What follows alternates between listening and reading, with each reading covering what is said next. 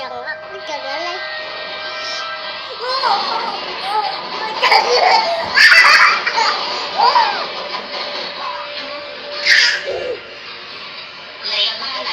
Hai cái xách lên đây nè, ba mở tay lên con xách lên.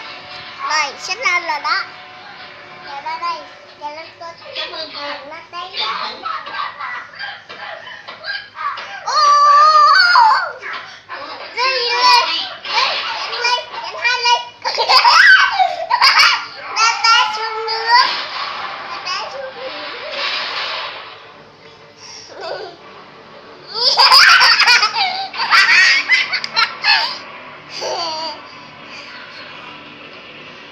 Tôi đã đồng ý mặt cô rồi.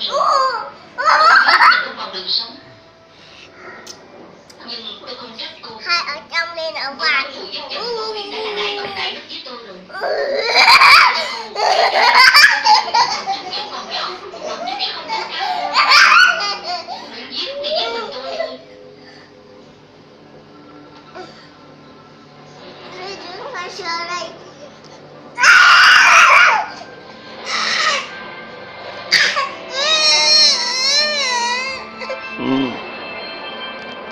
Wow, wow.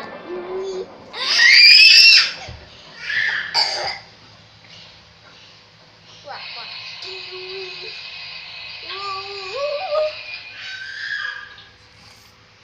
Chết rồi, là đến muộn rồi.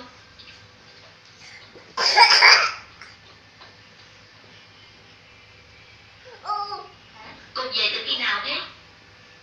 Tôi về lúc nửa đêm. Nhiều đó là ngủ cô kiếm chưa? Hai giờ rưỡi, từ nhà. Anh chàng đẹp trai nào khiến cô phải leo tường vậy? Cứ kệ tôi.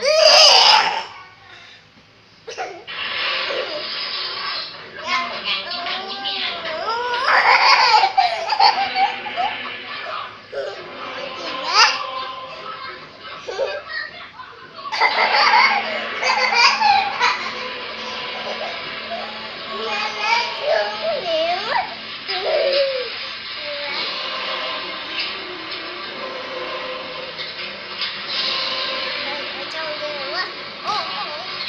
Nó té con.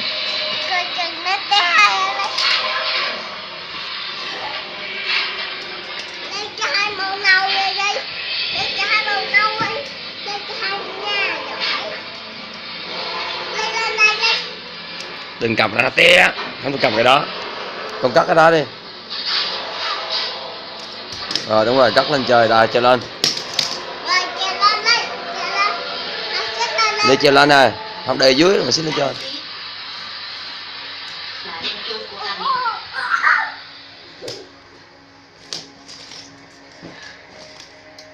Lấy cho hai màu nâu đi màu xanh. Con. Em đây. Đừng cầm vào đó té trúng đầu con. Đưa ra cắt cho. Cắt. Rồi.